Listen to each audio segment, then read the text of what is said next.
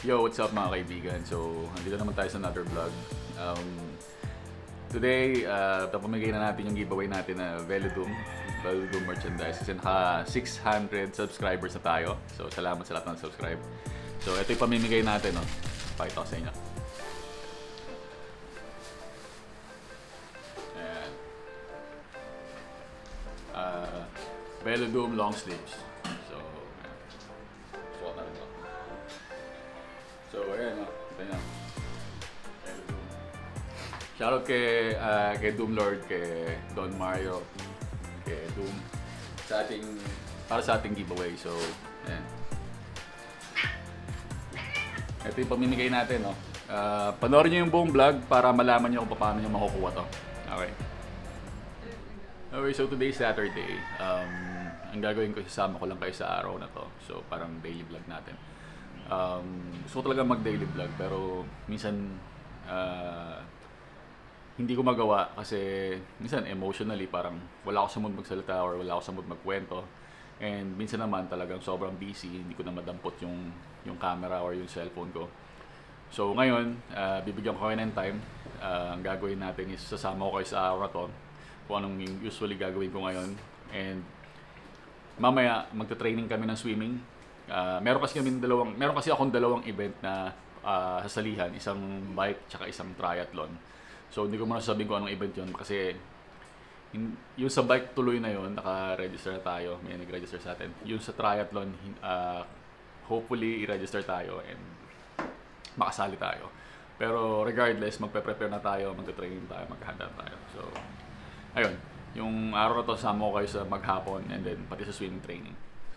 Okay, so bago tayo malis, kakain muna tayo. Ito yung pagkain natin. Ano to? Spinach? Ito, spinach and bean sprout. Tsaka ang walang kamatayang tokwa. And extra rice. So yan, kain muna tayo mga kaibigan. Siyempre hindi mawawala yung paborito nating sausawan. Sira. Iniisip ko,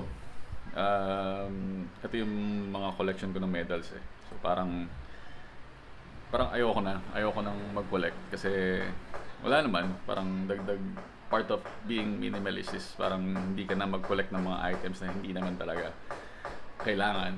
But ayan, ito naka-display lang dito. But siguro kung alisin ko man, share ko muna sa inyo kung ano yung mga medals na meron ako dito. So okay, para lang may record ako ng mga medals ko bago ko sila alisin or I think ito isa sa mga pinaka gusto kong medal to. So, okay, zoom natin. Focus.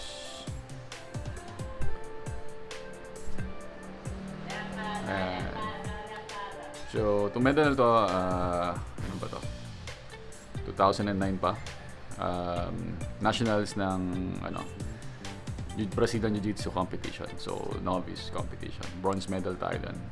So, yan. Hindi siya related sa running or endurance event. So, galing din tayo dyan. Tapos, I think ito yung una kong una kong 21 kilometers. So, Run United 1. Not sure kung anong date yan. At ito yung mga binubuo yan eh. Mga Run United 2, 32 kilometers. So, for 3 years, tumatakbo kami ng tuloy-tuloy, no? So, 21, 32. And marathon 42. Ito yung recent na hindi man recent but pinakahuli ko siguro na binuo. Nung time na yan hindi pa ganoon kamahal yung registration sa mga running event. So, ayan. Ito 7-Eleven, lagi kami sumasali dyan almost every year. Kauna-unahang triathlon sa Manila. Hindi na yata mauulit to. So, try Manila. Ayan. Ginawa to sa Rizal yung swim. Sa Rizal Stadium yung swim. Tapos yung bike sa Ross Boulevard and Run. So, kauna-unahan kong ultramarathon. So, yan. 50 kilometers yan. I think yan. Ito. Cavite to Laguna. So, from Maguinaldo Shrine to Calamba ata yan. Yan. Tapos, ano pa ba? Ito, isa rin sa mga pinaka-paborito ko to. Yung Sagada Marathon, 21 kilometers. Challenging yung weather dyan, mas malamig, and yung altitude. So, yun. Duathlon, una kong duathlon, Philippine Duathlon Series. Tapos 50K marathon. Ito naman yung Independence Day run. So 50 kilometers din to. Ayan. Ito naman yung measure dyan.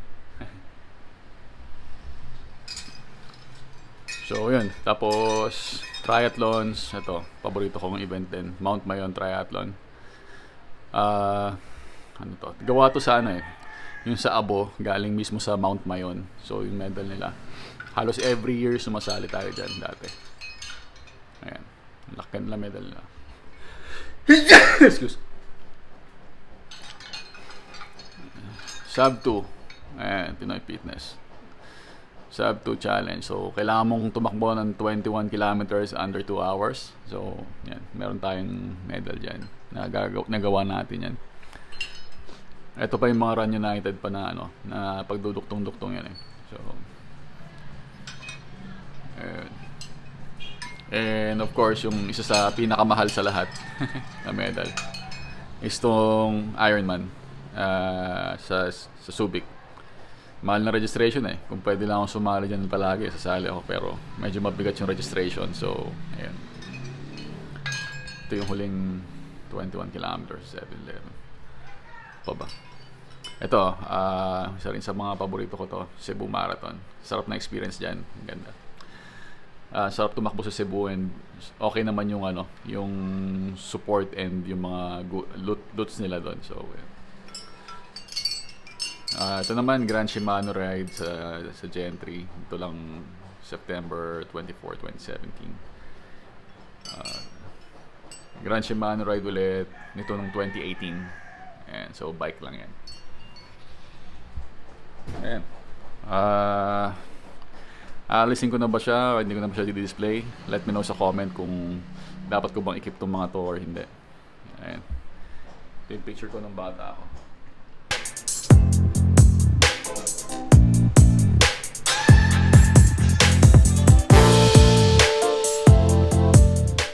Yun, so naka-ready na tayo. Palis tayo ng bahay.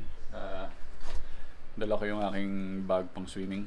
So matagal ko hindi ginamit, puro agyo na. But later magsiswimming tayo sa Alabang. Mamimit yung bago kong coach sa swimming. Vegan din siya, so pares kami, kaibigan natin siya na hindi rin kumakain ng kahit na anong hayop or galing sa hayop. So ayan, siya yung magiging coach natin para sa season na to. So tara, alis na tayo. Okay, so andito na tayo sa shop. Kakatapos na ng mga ginawa natin. So nag-aantay lang tayo ng oras. Mamayang hapon or around 2 PM maalis tayo. Ang customer natin nagpalit ng manibela. Anong channel mo? Iki. And lalagay ko din ako ng link sa channel niya, no? So ayan, para makapag-subscribe din kayo. Ayan.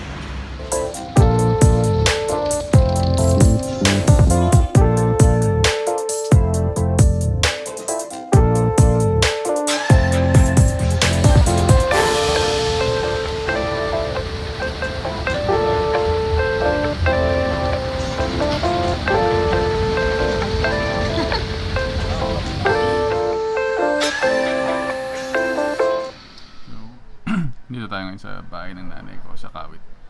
So dating bahay namin. Dito kami magla-lunch. So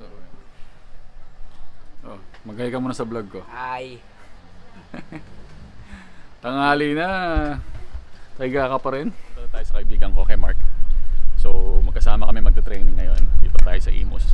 So nakabike lang tayo. Medyo mainit. Alas 2 na. So punta tayo sa bahay nila. Then from there magsasasakyan na tayo papunta sa Alabang. Medyo malayo na kasi para i-bike pa. So kita tayo mamaya.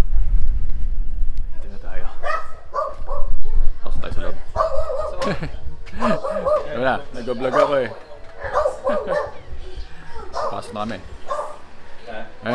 Ayun si Mark.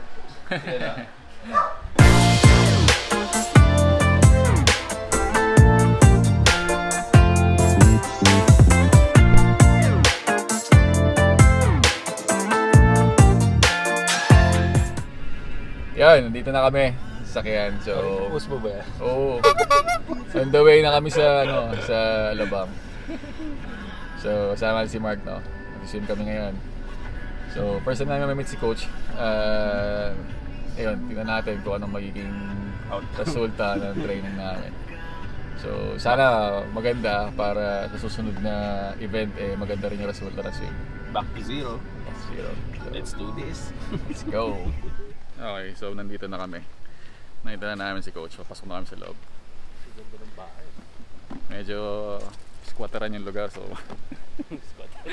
Grabe mga squatter dito. grabe yung mga squatter dito. Dala ng pagka-squatter. So, ayan.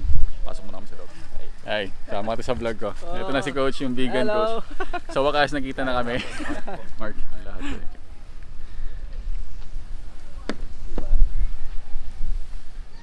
Ayan, nakabihis na kami.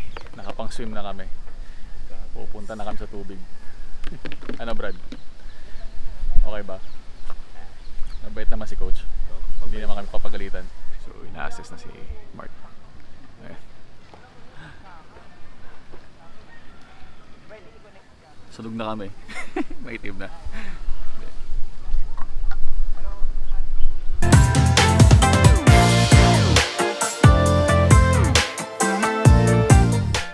Freestyle.